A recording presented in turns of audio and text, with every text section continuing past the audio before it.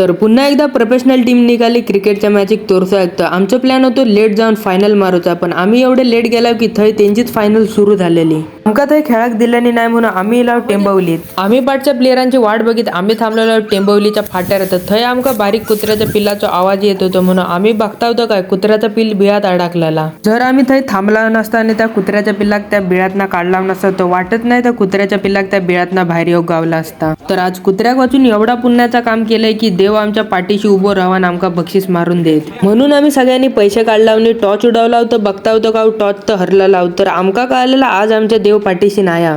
समोरच्या टीमीन 4 ओव्हरीत मारलेल्या आमका 77 रन. ते चेस करूसाठी मी उतारलेलं आहे, पण मी दुसऱ्या बॉलातच आउट झाले. आमचं दुसरं बॅट्समन पहिल्या बॉलात आउट होऊन समोरच्या टीमीक साबित करून दिले की आम्ही आज तुमच्या समोर जिका शकत नाही. आमचे झपाझप विकेट जाऊक लागले तेव्हा आमका वाटला की आमची तर टीम आता काय जिका शकत नाही. पण आमच्या बॅट्समॅनांनी जेव्हा मारूक सुरुवात केली तेव्हा आमका एका काळासाठी वाटलं की आम्ही तर ही मॅच पूर्ण जिकाचे.